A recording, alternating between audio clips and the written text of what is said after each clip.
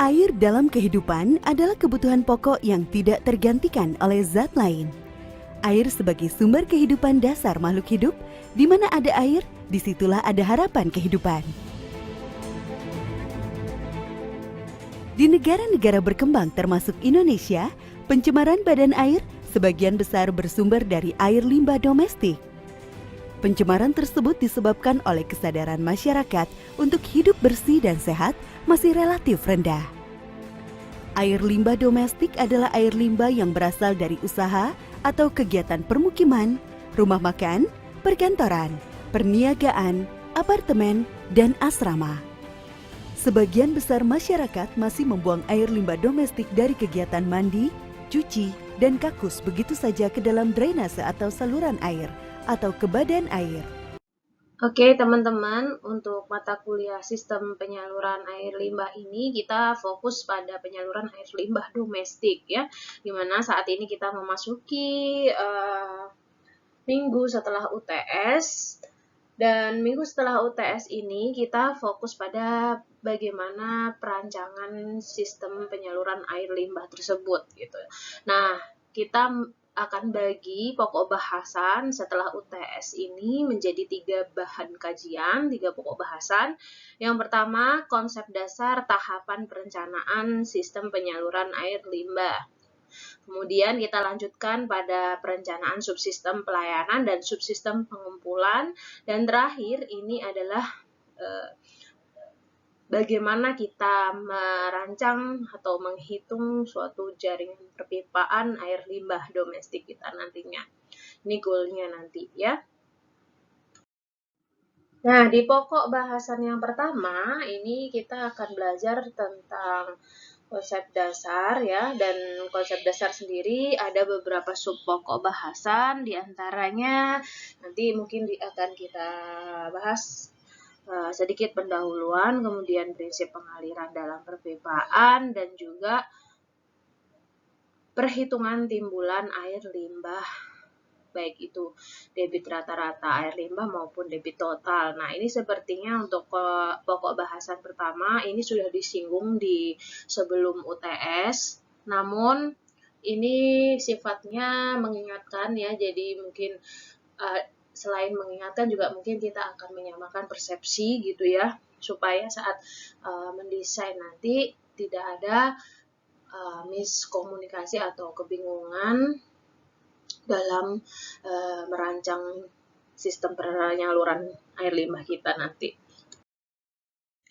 Nah, pokok bahasan kedua kita yaitu perencanaan subsistem pelayanan dan subsistem pengumpulan. Nah, ini kan mungkin teman-teman juga sudah dengar juga ya apa itu subsistem pelayanan dan apa itu subsistem pengumpulan. Nah, nanti lebih detailnya kita bahas ini setelah UTS di pokok bahasan yang kedua.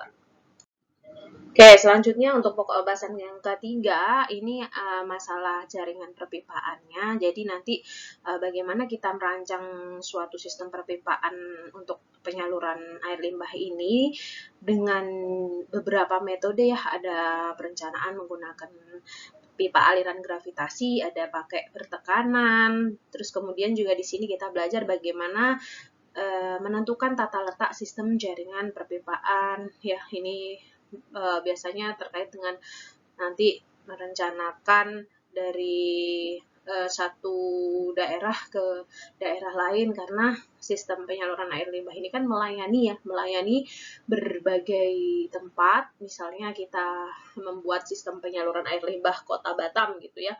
Nah, berarti kan kita harus melayani beberapa kecamatan gitu, beberapa kelurahan gitu kan, atau beberapa rumah gitu yang lebih kecil spesifikasinya gitu ya.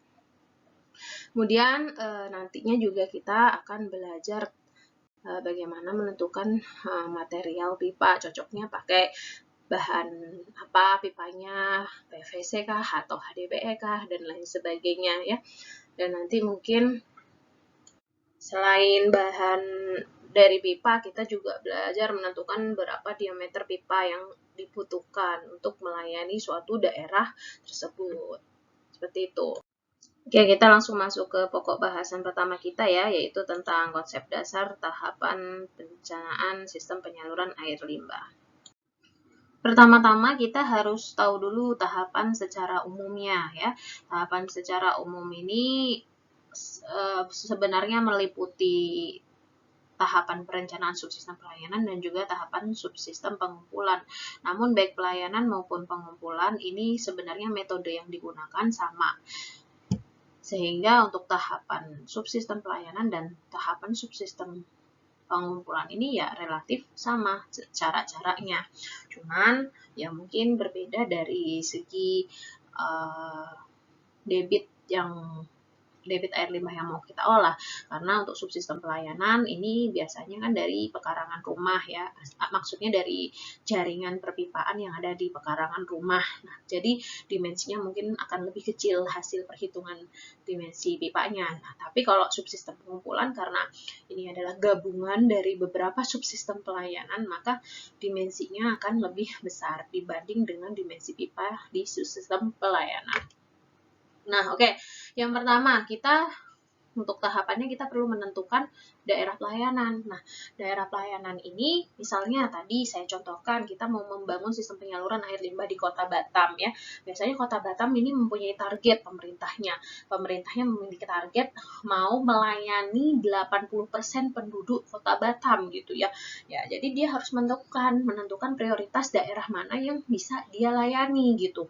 Ya, mungkin 20%-nya daerah yang tidak terlayani itu daerah-daerah yang memang jauh dari lokasi IPAL gitu ya, atau memang tidak bisa dibangun sistem perpipaan di sana gitu karena harus membutuhkan biaya yang sangat tinggi sehingga dari anggaran yang tersedia itu tidak pas, tidak cocok, tidak sesuai gitu, operasionalnya terlalu mahal dan lain sebagainya. Nah, itu ya maksudnya untuk menentukan daerah pelayanan ini. Nanti daerah pelayanan ini akan didapatkan debitnya, kira-kira debit yang akan masuk ke dalam jaringan pipa kita, ya, jaringan pengumpul, jaringan penyaluran dari pipa pengumpul ke IPAL itu berapa. Nah, itu bisa diperkirakan di sini. Kemudian kita setelah itu menentukan investigasi awal. Investigasi awal ini tujuannya untuk mengetahui bagaimana karakteristik fisik area perencanaan ya. Karakteristik fisik misalnya nih, di sana ternyata ada jenis bangunannya itu perumahan, sekolah, hotel, apartemen, rumah sakit, dan lain sebagainya. Itu kan beda-beda ya debit yang dihasilkan gitu. Tergantung dari mungkin jumlah penduduk yang ada di sana gitu. Kalau apartemen berarti jumlah pengunjung, jumlah orang yang tinggal di sana, atau kalau hotel jumlah pengunjung, rumah sakit juga jumlah kamar atau jumlah pengunjung penjenguknya itu. Terus ya di investigasi awal tadi kita perlu ya yang namanya jumlah penduduk dan juga jenis bangunannya itu. Terus selanjutnya kita menentukan segmen-segmen perpipaan dan profil memanjang. Nah, ini terkaitannya udah ke jaringan perpipaannya. Ya. Ini udah ke jaringan perpipaan. Jadi di sini untuk menentukan jaringan perpipaan ya kita harus tahu ya segmen-segmen yang mau dilewati oleh perpipaan itu tuh apa aja, dari mungkin karakteristik fisik tanahnya, terus kondisi sosial dan ekonomi masyarakat di sepanjang segmen perpipaannya gitu ya. Kita harus menyesuaikan itu di sini. Contoh misalnya ternyata karakteristik fisik lokasi yang mau kita bangun aspalnya itu melewati rel gitu, ada rel gitu, ya itu nggak boleh gitu, harus dihindari karena kita tidak bisa mengganggu jalannya kereta api itu gitu kan. Terus atau mungkin ada jalan besar gitu ya, jalan nasional atau jalan apa gitu. Nah, itu juga harus dihindari karena nggak mungkin nanti misalnya udah operasional ya, ternyata ada pipa bocor gitu ya, ada kebocoran pipa. Nah, tentunya ini akan menghambat lalu lintas yang ada di situ gitu. Saat konstruksi ini mengganggu, saat operasional pun juga mengganggu. Nah, itu ya, kita setelah menentukan segmen-segmen perpipaannya, ya kita bisa mereview desain awalnya, mempertimbangkan aspek konstruksi yang akan kita bangun gitu. Apakah dari hasil reviewnya ini kira-kira sudah yang menjadi yang terbaik atau ada alternatif yang lain gitu. Itu dilakukan proses review desain awal ini. Ini juga menyesuaikan dari budget yang ada juga, anggaran yang ada gitu kan. Oke, selanjutnya hasil review inilah yang akan dilakukan perhitungan detailnya.